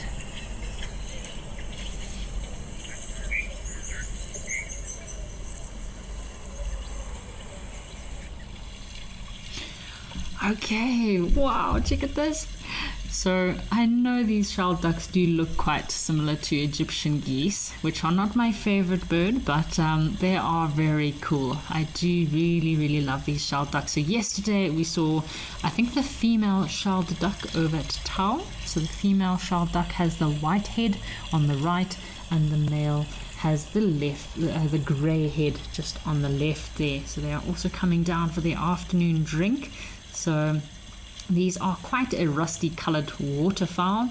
Yeah, very cool to see them here. They are resident and nomadic through most of their home range, which is mostly in southern Africa. My first time seeing shell ducks was over in Namibia. Very cool sighting of those shelled ducks in Namibia. They do give quite a cool honking sound, very similar to the Egyptian geese. I'll play the call of the shell duck for you.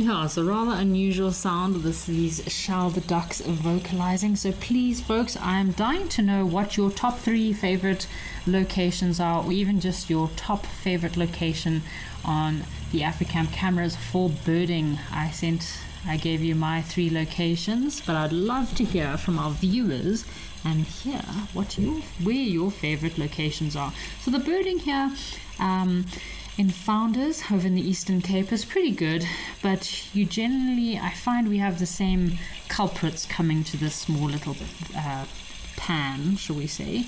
The shelled ducks are a special one for me, but we've also got our resident little Cape wagtails and our blacksmith lapwings. I haven't seen too many other birds that come through to this waterhole, but there's generally 2 of the common ones, the Cape wagtail, blacksmith lapwing, and then if we're lucky, the shelled ducks. I think if I recall correctly, there has been a few secretary bird sightings here, but I have not been lucky enough to see these live. But yeah, if we're lucky, perfect habitat here in the Eastern Cape for some secretary birds to come down. So Deb D has sent through her top favorite birding locations on Africam, and that would be Stony Point due to the penguins and the seabirds, but she also does love the cameras with secretary bird possibilities. So Deb D, the cameras we have with the possibilities of seeing secretary birds, I would definitely say here, Mantis, the Founders Lodge in Eastern Cape.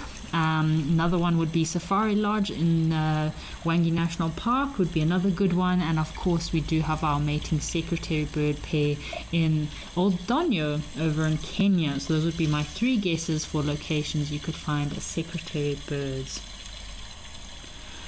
Spas Inkov has sent through his favorite birding locations, one being Victoria Falls, also has great egrets.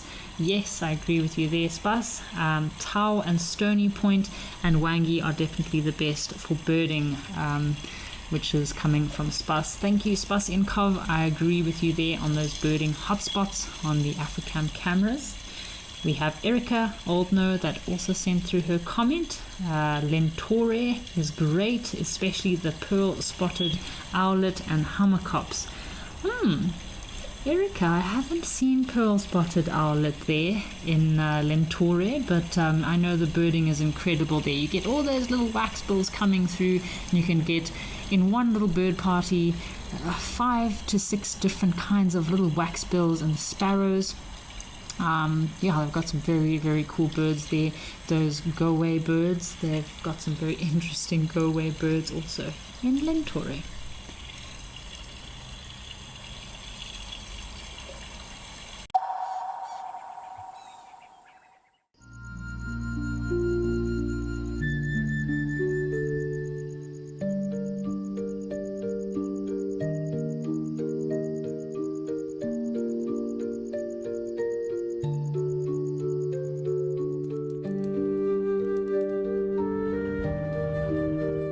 This unfolds in front of you.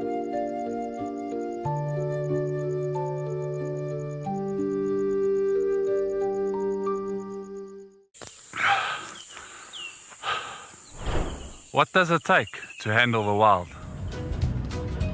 Balance. Determination. Focus. Yaku!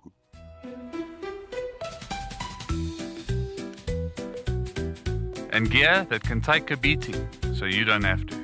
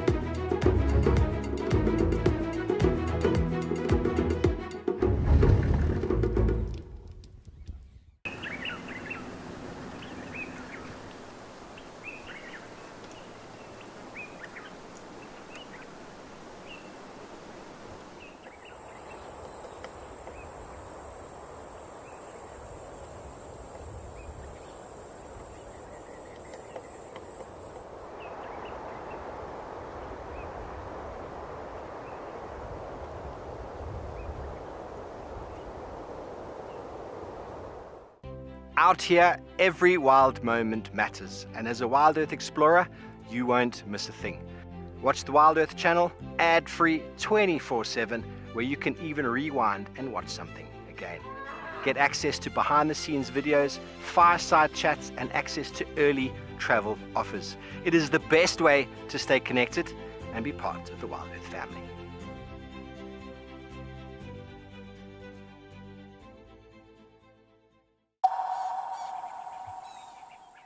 A nice riverline just behind the camera here, which for me, in the heat of the day, riverlines are like a magnet to the birds because it's a nice cool place. You can see, I think there's some nice jackalberry trees in here, nice shady trees, which attracts those birds in the heat of the day.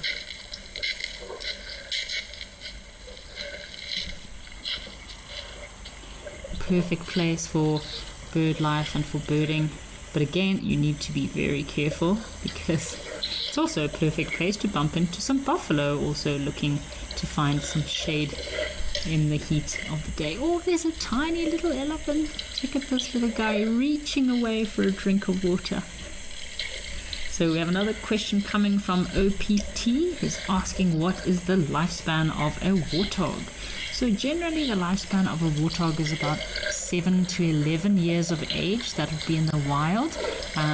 Some animals do live longer in captivity. So in captivity, warthogs have been recorded to live close to 20 years of age. And that all depends on their food, the amount of predators around, and of course if they're in captivity they can survive much longer. But little warthog piglets have a very high mortality rate, unfortunately. As we mentioned, warthogs are on the menu for many creatures, so jackals, eagles, leopards, lions, hyenas, and even snakes like pythons would love to eat a little baby warthog. So it is very difficult for those little baby warthogs to reach maturity, but once they have matured and become adults, they still need to be very wary of all the predators around and use the safety of their burrows to protect them from predators. Oh, isn't this just so cool? Look at these elephants drinking. Just so precious, especially this tiny little baby elephant.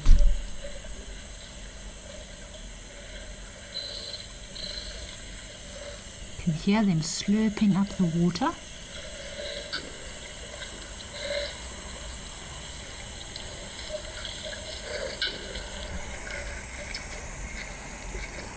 A few more elephants coming in. I feel like that little baby elephant is still trying to figure out how on earth his trunk works. See him chewing on it a little bit.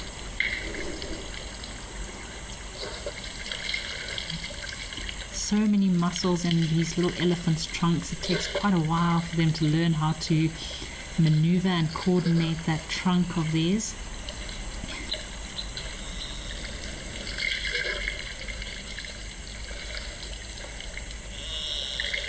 Mr. Ellie Mental has sent through a comment. This definitely is a great quality picture coming in from Sondela here in South Africa in the thorny bush. It does live up to its name, thorny bush. I can imagine some of these thick areas having lots of acacias and sickle bush that these elephants would need to move through.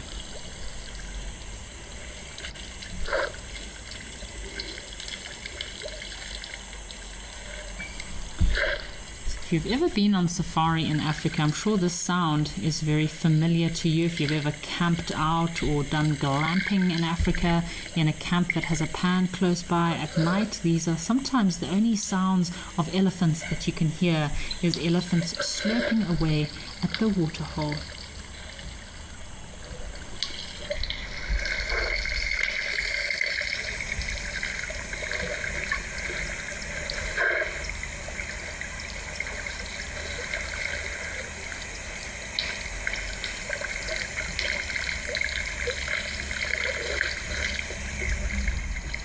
So being a guide, and I've also managed a few camps, listening to the elephants at the waterhole is always something. You always kind of sleep with one ear open, so as soon as the elephants arrive, you're kind of very wary and aware of what's happening around you. So if you have guests that are close by, you can go and call them to come and see the elephants, or think about, oh shucks, is there even any water for those elephants in the pan? Do you need to go and turn the tap on, make sure there's water? So it's always a lovely sound, or a comforting sound, to hear that the elephants have arrived at the waterhole. So for such big creatures, it's amazing how easily and quietly they can sneak into a waterhole at night. You only hear the sound of the water dripping down from their mouths and the slurping of water. And occasionally when there's some family domestic arguments, you might hear some trumpeting and squealing and screeching from time to time. But if they're quietly drinking in peace, this is the sound you will hear.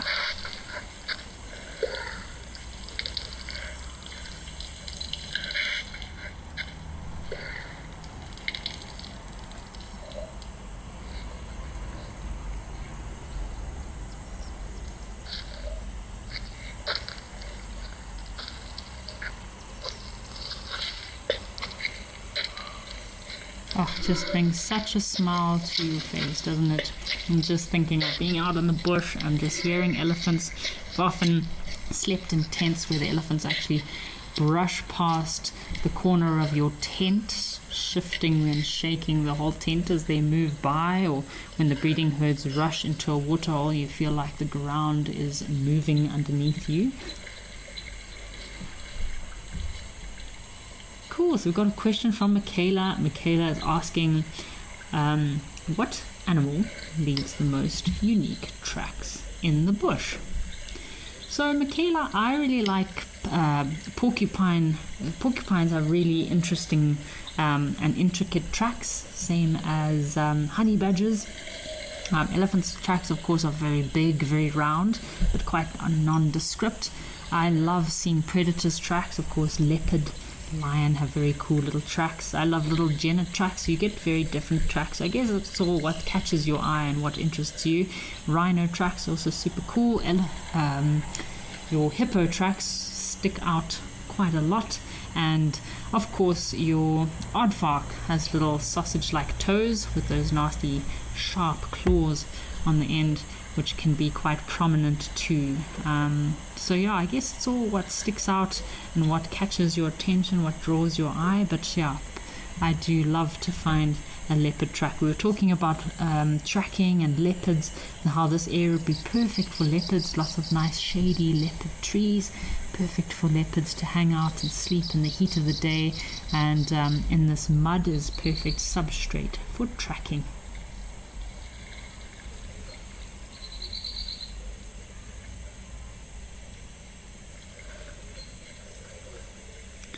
We have some comments coming through. Darkmane Lover sent through a comment saying, thank you Kerry and in FC, Nadine and Mika, for a fantastic live at the Waterhole show. Lots of beautiful antelope and other animals, great sightings, and of course phenomenal knowledge shared. Thank you so much Darkmane Lover for your comment there. We've also got some comments from Erica Oldno saying, thanks so much Kerry, come back soon. Thanks FC and everybody else. So it has been a great show today live at the Waterhole. We've had some really cool activity at all of our different locations. Always nice to have some good birding as well. So I won't be with you live at the Waterhole for a bit, maybe next month. Hope you have a lovely day, folks.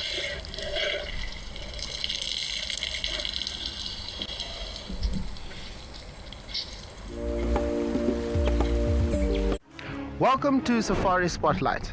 We're heading out on a journey of natural discovery through some of South Africa's most beautiful and wilderness areas. The Greater Kruger, the Albany district of the Eastern Cape, and the mystical Waterberg. Each location has its own unique sense of place. Each offers something different, and all give a sense of peace and wonder. If you like what you see on Safari Spotlight, you can visit these special wild places by visiting Wild Earth Travel. We'll create your dream safari.